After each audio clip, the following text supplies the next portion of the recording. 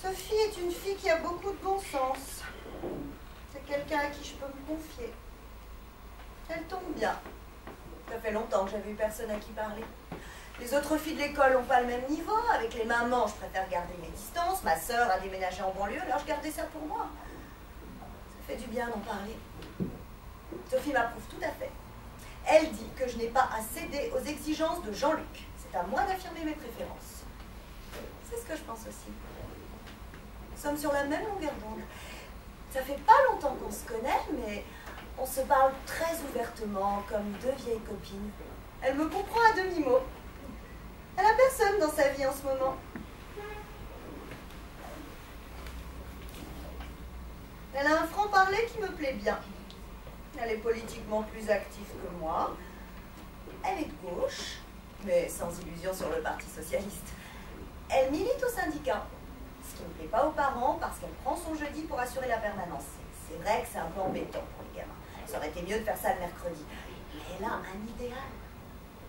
C'est tellement rare de nos jours, les gens qui ont un idéal. Partage pas ses idées politiques.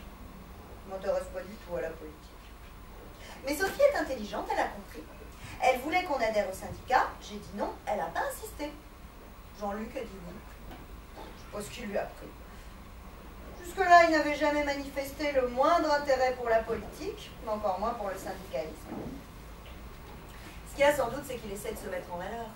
Le poste d'instituteur manque de prestige pour un homme. C'est idiot, mais c'est comme ça.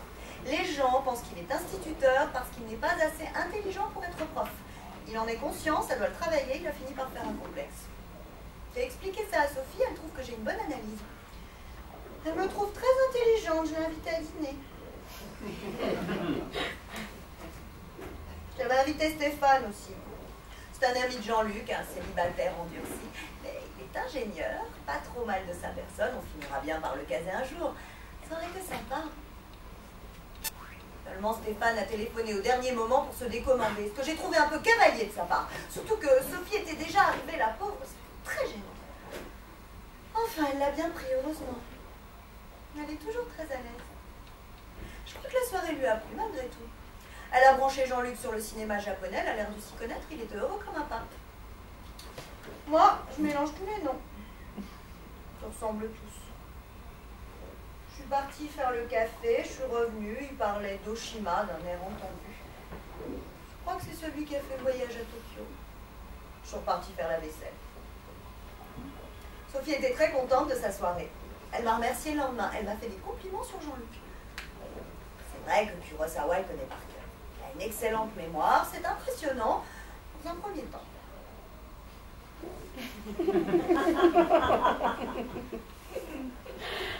On a décidé d'aller voir un Mizoguchi lundi soir. C'est une idée de Jean-Luc. On l'a déjà vu, mais moi j'aurais préféré voir quelque chose de nouveau. Sophie plaît beaucoup à Monique. Avant c'était moi sa préférée. Maintenant c'est Sophie qui a pris ma place.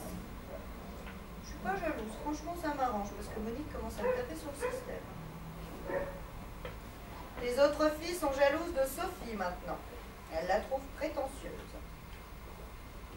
Je ne la trouve pas prétentieuse. Elle n'est pas prétentieuse du tout, elle est d'un autre niveau, c'est tout. Elle est plus intelligente, elle a de la classe, c'est normal que Monique y soit sensible. Non, je trouve que Sophie est un très bon élément. Jean-Luc est d'accord avec moi. Finalement, je ne suis pas allée avec eux lundi soir. J'avais la migraine. J'avais pas envie de revoir les 7 samouraïs, ça dure des heures. Ils y sont allés tous les deux. Je dormais quand il est rentré. Il m'a dit, c'est fabuleux, ça n'a pas pris une ride. Je dis, je ne vais pas à l'école, j'ai ma visite médicale.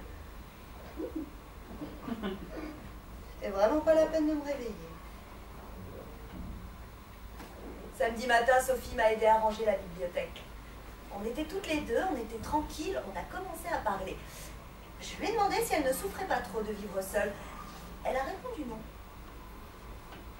J'ai eu l'impression qu'elle ne me disait pas tout. Parfois, il me semble qu'elle n'est pas toujours tout à fait franche. Mais après tout, c'est son droit. Elle a changé de sujet, on a parlé de Jean-Luc.